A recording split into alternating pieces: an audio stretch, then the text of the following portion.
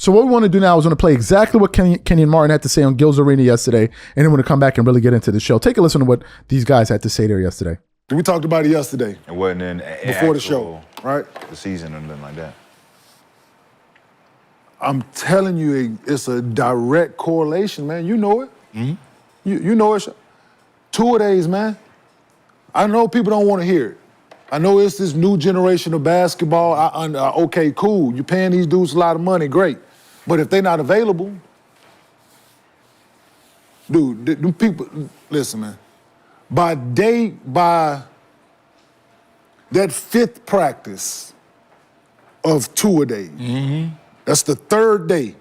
Third day. The 3rd day is by your 5th practice. Everybody is walking in that motherfucker. Yeah. Yep. No, don't want to wear shoes. Man, you walking in that motherfucker like, man, where is the hot, cold foot bath, the tub? And those whip massages. Hey, you looking for anything that's not going to hurt in that moment by your 5th practice. These dudes only doing 5 practices, man. For training camp. For training camp. A week. They're not, man, come on, man. If you're not walking in there gingerly, they think because they work out all summer that they ready for training camp and they ready to go play 82 games or they ready for NBA season. Dude, they used to kick our ass in training camp.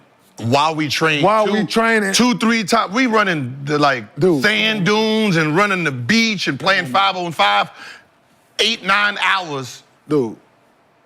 2%, 3% body fat. We done lost 30, 40 pounds going to training camp. And 5th practice, we all sitting like, damn, I thought I was in shape. No. In the city a month before, revving up, getting ready for training camp, right? We're in the city a month before getting ready for... September 1. So to me, it was right after Labor Day, right? Okay. I went to wherever I was playing right after Labor Day, I'm there, right? Important holiday to celebrate. Right? But I'm just spending with my family. That's my last. Yeah. We're going to cook and do all and I'm going to leave the next day. All festivities stop. I stopped smoking, drinking. Labor Day is my last day, and I stopped cold turkey, and I'm getting ready for the season, right? Go wherever I'm playing. Most of the time, it was in Denver, so altitude is playing a factor. Thinking I'm ready, and training camp still. Dog, these dudes getting injuries because they not building it up, breaking it down, man. Like, see, the pain that we would feel in training camp in a controlled environment is gone. Now, instead of training camp and going through all this back and forth, battling, you're just playing games against other competitors who are, you don't know, they moving in real time, making you adjust in real time. You trying to do moves that you ain't been practicing for a while, and you pulling never pulled before. Dog. It's just, we've been there, man, and it's, I didn't see a lot of hamstring injuries. I ain't seen a lot of calf strains. If dudes wanted to get out of training camp, they'd say their back was tight. Back tight. My back tight. Probably a little growing sometimes. But other than that, they used to kick our ass, man, and was unapologetic about it. And dudes was playing a lot. So you heard what Kenyon Martin had to say. You know what I love about that segment was because there was so much truth in it. So much obvious truth. He's like, we're being told that these guys are great, but they can't even remain healthy. And then what I like is the reason he gave. That players today don't push themselves harder, which goes back to common sense. Who are the most hardened people in this world?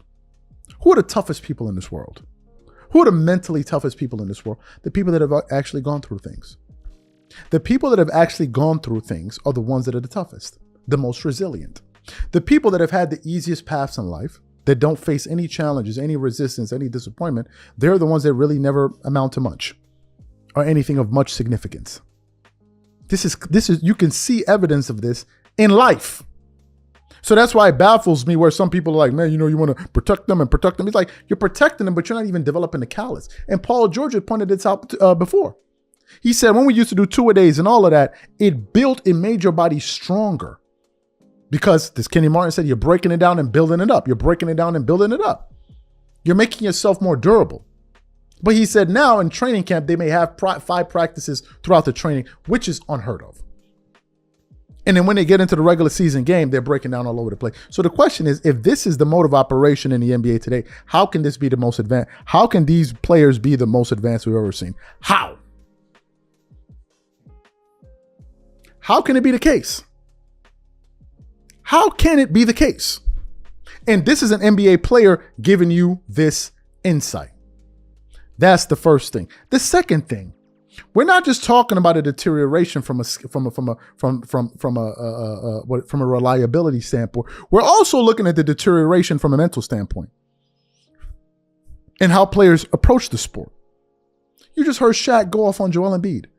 He said Joel Embiid will never win a championship because of his attitude and his mindset. The attitude and mindset that Joel Embiid has is the mindset that so many players share. So many players share and bask in that mindset. Some of them are just out here to do the bare minimum. Before, it used to be a badge of honor to actually play all 82 games. Now, if your goal is to play all 82 games, they look at you like, bro, you're dumb. Like, you got to preserve yourself, man. I mean, come on, you got to preserve yourself. You got to really, really preserve yourself. It's like, preserve yourself. I'm being paid to play these games. But who cares? The fans are going to pay anyway because they're dumb. So who cares? You can play 60 games and still get your money.